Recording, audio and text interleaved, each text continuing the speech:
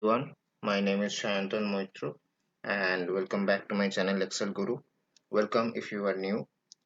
So in my earlier video, I had talked about how to lock or freeze a cell in Excel, or what we call in Excel as cell referencing. And after watching that video, I am sure that you will be able to relate all my previous videos wheresoever I have used cell referencing, right? So today in this video, we will cover totally new topic, a totally different topic, and the name of that topic is data validation. So what is this data validation? We will come to know in this video. So to get a hang of it, stick around till the end. Now what is this data validation? Now as the name suggests, data validation means we are telling Excel that whether the data that is entered in the cell is valid or not. Rather, we are telling Excel to check that whether we are entering any wrong data or any inappropriate data in the cell by giving some criterias, right? So if we put any kind of inappropriate data in that cell or in that range entirely, then Excel will tell that no, you are going wrong, you have to enter the correct data. Right. So here you can see that I have some items and their corresponding amounts, and I also have some criterias, right? For example, the idol will be less than 5,000 rupees. Flowers will be equal to 3,500 rupees, right? Decoration will be less than 3,000 rupees, right? So these are the various criterias. That means we are telling Excel that if the cost of idol goes above 5,000, then we won't be able to enter the text, or Excel will tell us that no, you cannot put a figure greater than 5,000 here because you have fixed the limit up to 5,000, right? Similarly, for flowers, you cannot give any figure less than 3,500 or greater than 3,500. You have to give the exact figure of 3,500. You have a budget of 3,500, you have to spend that entire amount, right? So how do we do that? So let's go ahead. So firstly, we will go to the first cell here, the 5,000 rupees cell, and then we will go to data, and here data validation. Now the data validation dialog box appears. The first thing is allow, and if we click on the drop down, we will see that there are a number of options. All the options has their uses, but here we will select the custom option, and here they are wanting the formula.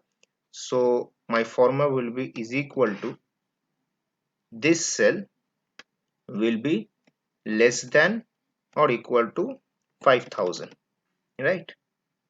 And if we hit OK, and now if we put a figure greater than 5,500, it is shooting me an error that the value doesn't match the data validation restrictions defined for this cell. We have given the criteria of greater less than 5,000, so 5,500 is greater figure than 5,000, so it is giving me an error. If I retry and hit enter again, it won't give me the figure. So but if I give a figure less than 5,000, it will take it, right? Similarly, we will now go to the next cell, and we will go to data validation. Again we will select custom, right? So is equal to this cell is equal to 3,500, right? And we will hit OK. Now if I put 3,000 here, it is shooting me an error because we have given that we want this figure exactly as 3,500. Again if I retry, hit enter, nope. Let's try with a different figure. If it's 2,500, nope, it is not taking, right? So we are telling Excel that don't allow any figure less than or greater than 3,500. We want an exact figure of 3500, right? So now comes the decoration part. Now let's change this criteria to greater than 3000 because we have already used a less than figure. Greater than 3000, right? So we will go to this cell, data and data validation. Now again we will go to custom, and this time is equal to this cell greater than or equal to 3000, and okay. If we give it a figure of 2000, it will shoot me an error. Again retry and let's change it to 4000. It is accepting, right? Now we come to the light and sound, and this time the criteria is between 5000 and 15,000. That means we want a figure which will be greater than 5000 but less than 15,000. We can use both the greater than and less than values or formula in the data validation box, but we will use another function from the drop down list. So I will go to data and data validation, and this time I will go to decimal, and here there's another drop down is coming, that is data. And if we click here, we have a number of options here: between, not between, equal to, not equal to, right? So here we will choose between, and my minimum value will be 5000 and maximum value will be 15,000 because it has told that it should lie between 5,000 and 15,000, and I will hit OK, right?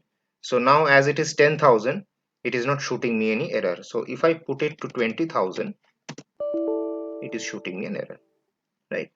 Again retry, give it 2000.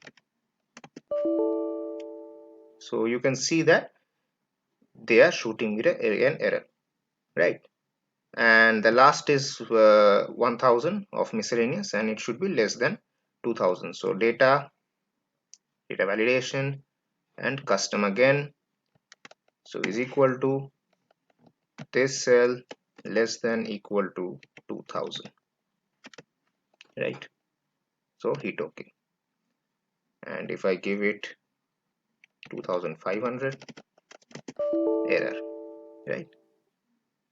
Now we can also customize the error alert. We can also type in our message here, that which the error message that was shown by Excel. We can customize that message, and we can put our own message, oh no, try again later, like that, right?